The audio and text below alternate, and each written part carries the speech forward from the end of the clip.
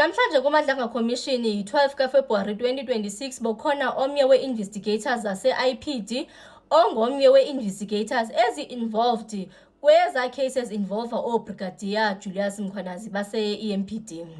Hayi ke usithathe wasibalisela indlela umsebenzi wabo obeka impilo zabo nefamily zabo engcuphekweni, waze wasixela ngendlela apho beke bazama ukudubula khona, bake badubula imoto nini bake badubula yena ehambana nefamily yakhe. Xa kethetha ngefamily I think urefera nasebantwaneni, apho kwathi omnye wabantwana bakhe ongumfana wadubuleka waze wangxolerheka. Ndithetha ngoba wahlala ku-wheelchair ebhizi ngalo msebenzi wakhe woku-investigator ke.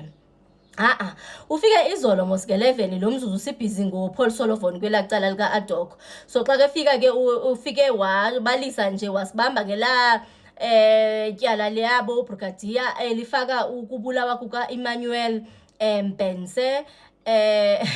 Bakhona kamaXhosa on my previous post bese bengenelele bathi hayi ndiyathukana, yifani lento engathi yandiphazamisa nje. So uye wasithatha wasixelela ngendlela uba yena ungene njani kuyo yonke le investigation, ifike njani kuye. So watsho ke wabalisa in fact izolo because uyibambe nje seke bambe esinqeni apho seke sitsho into yoba eku-investigating kwakhe wafind out nento yoba omnye we-suspects okanye umuntu involved kwela tyala lokubulawa kwalaa mntu wathatha umzimba wakhe wabulawa. Xa kegqibula umzimba kwafika uBrigadier Julius Mkhwanazi bathathwa bathi umzimba uwitness D makawuthathe ulahle edamini.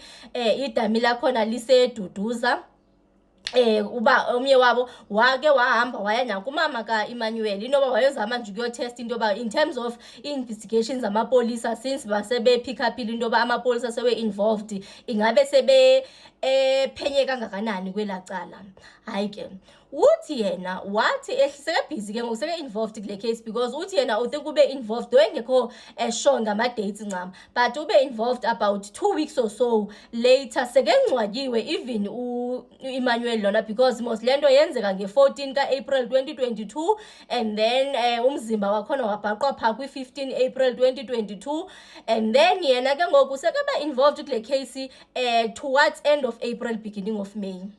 Uthe ebhizi njalo ngenye imini afumane ikholi ke ngokufumana ikholi njalo le kholi lena imchazela ngento yoba kukhona omnye umuntu othi waye involve ngecase eso. So ngendlela kathetha ngayo ndicingela into yoba ngu-witness D lo muntu lowo efowunela omnye wabantu bakwa-Hawks kwe-DPCI.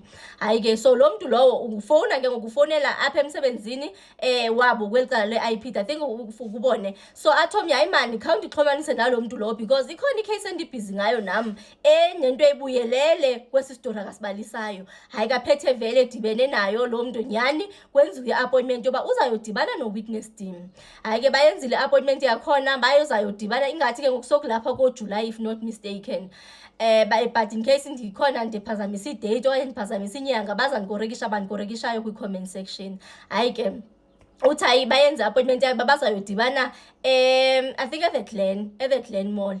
Hayi ke bayile ke yapho xa befika omnye we-colleagues zabo not long after begqiba kudibana seke zintroducile ke ngoku u-witness D ongu-Marius van der Merwe. Akube khona omnye obathipa into yoba mani kunama-activities nyana wenzekayo ongenzeka into yoba abeke impilo yabo engcuphekweni, they need to move apho babekhona ngokungathi khona umuntu beke balandela ukubone. Hayi ke basuke nyani baye kwenye indawo bile xa besuka apho bacebisa into yoba shiya kwayimoto le yakho ujampe ungene kule enye meaning kule yam noba yamapolisi noba kweli cala likubona because ithenje imoto ka-government. Athi omnye akafuni ncam ukungena ngapha based on umthetho awumvumeli ngathi xa bezawusuka maybe from i-IPD side begqibela kwiimoto zika-government kumele kube khona ii-approvals nani. Hayi ke nyhani bathathe bamuve bayiswe kwenye indawo. Xa befika kwenye indawo hayi ke azi-introduce aqhubeke ngokuzi-introduce uMarius atsho istori sakhe sesebhizi njalo. Athi omnye hayi mani hey ingathi basasilandela abantu khona nje into yokubone ekrokrisayo apho. Hayi ke uthi by that time seke sinayo i-written statement ka-witness D uMarius van der Merwe seke nayo apha esandleni. ayike i-testimony i-statement sakhe written statement hayi baphethe behlukene ke ngoku hayi agowe through esi statement asimamele ke esi statement kuphinde kwenziwe elinye ilanga nyhani bahambe bayodibana ezi-ofisini zase-IP Depitori phantsi koba ethe hayi inoba sizawuba safe unyana xa sesiya kwelaa cala because ikude ne-Boksburg okanye kweli cala elinezi members ezirong hayi ke bahambile bayakhona wasitsho istori sakhe sonke kwathini so atsho athi khona nje ipisinyana zezinye izinto akathe naye waqala ukuziva xa etestifya uwitness D so uwitness D zikhona izinto ezibhalwe kwi-statement nekazitsho kuye yes zona zinjalo but there are certain ones akaqale wazithetha ngapha and ngendlela akathetha ngayo ube nawo amagama athi uba yena wayewazile okanye wayenee-powers enough wayengazuvuma ncam into yoba uMarius atestifye kuMadlanga Commission because waye-aware into yoba uyathanda ukuthetha uMarius uzadwaba yonke into enezajika ibeke impilo yakhe engcuphekweni kungenwe kwile nto into yoba hayi mani so ninayo yonke le evidence eninayo sokuze kwaza ne-witness ethi nam ndandikhona yintoni le nto ethi yenza uba nithathe ixesha elide kangaka nibe anikabophi bantu hayi ke kulapho sixelele khona ngendlela babefumana ii-threats kwaye noMarius emane bawonisha ngento yoba xa bebhizi nge-investigation bemane behamba from one witness one suspect to another bethathethana nge-statement amane bathi uba yeyi ndoda aba bantu odila nabo nje barong seke libalisile because the first seke sibalisile ke nesi story mose soba kuke kwakhona nemidubulwana apho bazama nokumdubula awena into yoba yeyi vele kunjalo hayi ke ingathi nento ezingabe ndisithi ama-risk assessment into bayenziwe nasemsebenzini kwakhona nalapho be-under i-protection I think from 2023 until 2024 so for some time they've not been kwi-protection and usabela nje impilo yakhe ukubone naxa siza kuMadlanga uze enexhala loba finally ndizokwaziwa nyhani bazondibona nyhani waze wawanawo amagama wathi and ezi ndithetha ndiyazi into yoba ezi suspect ezi zinibukele hayi ke wabizile amagama we-suspect zonke ke and if not mistaken I think beziyi-12 kuzo ingathi eziyi-4 ze-suspect okanye abantu babekhona kuloo nto leyo even ekuthotshwarweni nokubulawa kuka-Emmanuel Bense uzibizile kathi aziyi-12 so eziyi-4 zakhona sezijonile ke so ndizayifaka at the end of this ndizayifaka apho wabiza khona amagama we-suspects uwakhiphile amagama atsho into yoba now that at least icase yakhe ushow into yoba i-ready for i-trial i-ready into yoba kwenziwa ama-arrest but bokungekho lula elaa xesha because of intlobo yabantu bekedila nayo and esesabi into yoba uzabeka kwa impilo ye-certain witnesses azibhaqe eseke engenayo icase because uyitshilo into yoba sithi sesisho ngecase yethu sithi witness sezithengiwe okanye witness asafumaneki witness sezigrogrisiwe okanye witness sezibulewe utshilo nje ubunzima abeza nawo but into endinganixelela yona mna njoba enguNomsa nje nguNomsa amasuku ndiye ndaba nayo into ethi indlela le uba kuthiwa nje nguNomsa bendilindele uba xa kugqiba kuthiwa nguNomsa ndilindele ifani yesiXhosa after uMasuku indlela akabonakala enenkani ngayo hayi ke she got very emotional I think yona imvise kabuhlungu especially xa sikebalisa le part ke nyokwenza noba waze kwabe kulimala even umntanakhe bezama ukudubulana inoba yena ke ngokwebhizi ngezi-investigation so not everything did she manage into yoba ayishare apha ezinye bekesitsho athi hayi lena ucela bangayisheri since bezababhizi ngecase 9 but in terms of uba icase uconfirmile yona uba icase yakhe i-ready seyibalinde nje ukubona uba iba-prostitutwa njani but it's ready for prosecution namagama e-suspect nana akawusabanga kuwabiza because at some stage i-commissioner zifune ukwazi into yoba uready uprepared ukwabiza okanye not hayi waprepared wazitsho nje ii-cases zakhona as the way even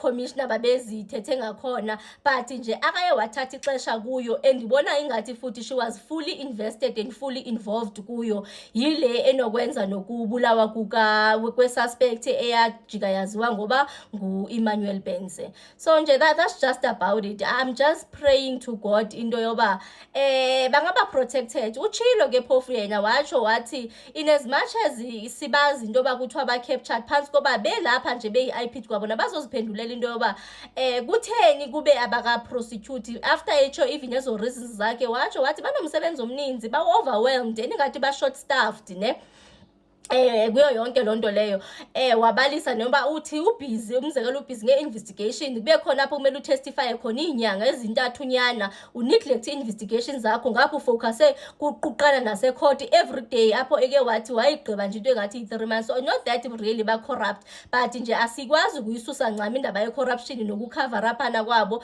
because had it not been for indaba kaMadlanga bokuzaphe isiphetho bokuzaba yini. Can I find out from you, you reference an instance, I think you said it was in December 24, when your vehicle was fired at on the N17 next to Springs. Are there any other noteworthy incidents that you'd like to bring to the Commissioner's attention?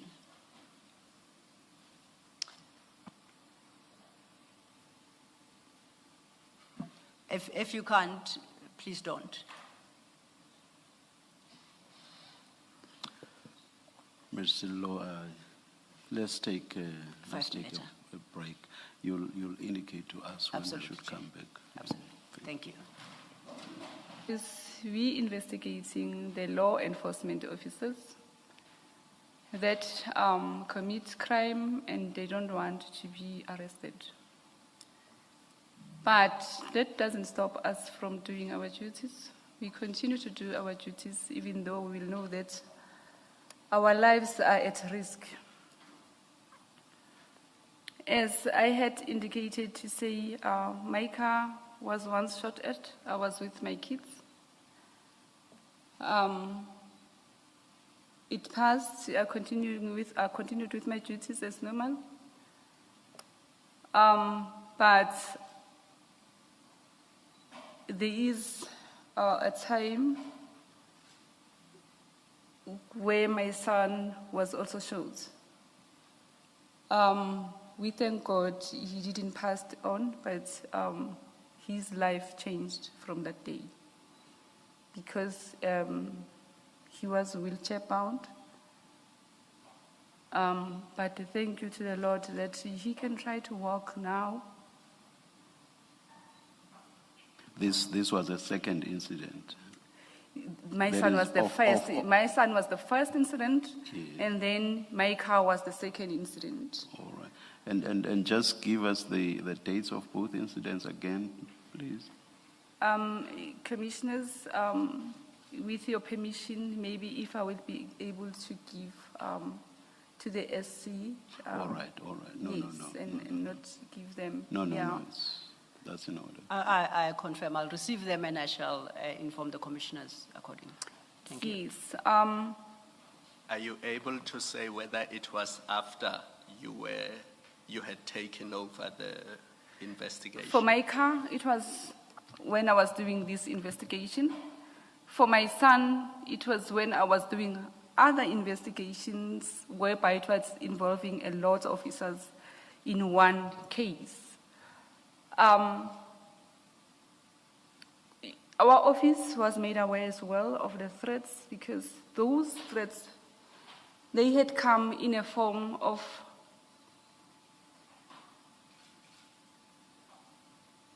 something was being prearranged by the members to get a hitman. Then during their arrangements, somebody in the midst of the arrangements, it's somebody who knew me. Then that person got the opportunity to give me a call to say, I'm not sure if, because I'm not mentioning the name, but by the description they are giving, I think in your department they are talking about you. And when the last time I saw the news, I saw that you were the one who was busy with a certain case which was in the news, whereby a number of officers you had arrested. We notified the department, and then the department took action on that because as a result, on the day when the department was notified of that, the department managed to say, all of us in our office, we must carry firearms. The following suspects were mentioned as part of the suspects that must be prosecuted. It was Reservist Constable Z. Fritz, Mr. W. Pretorius, Mr. E. van der Walt, Mr. M. van der Merwe, which is Marius, Mr. J. Mkwanazi, Mr. J. Hanekom, who is now deceased, Mr. Kobas, Ms. Kaylee Stolz, who is a Metro officer, Ms. J. Marie Extian, who is an SAPS member, and Mr. A. Mackenzie, who is an EMPD member as well. Mr. J. Mkwanazi as well is an EMPD member. The rest of other mentioned names, it's private people.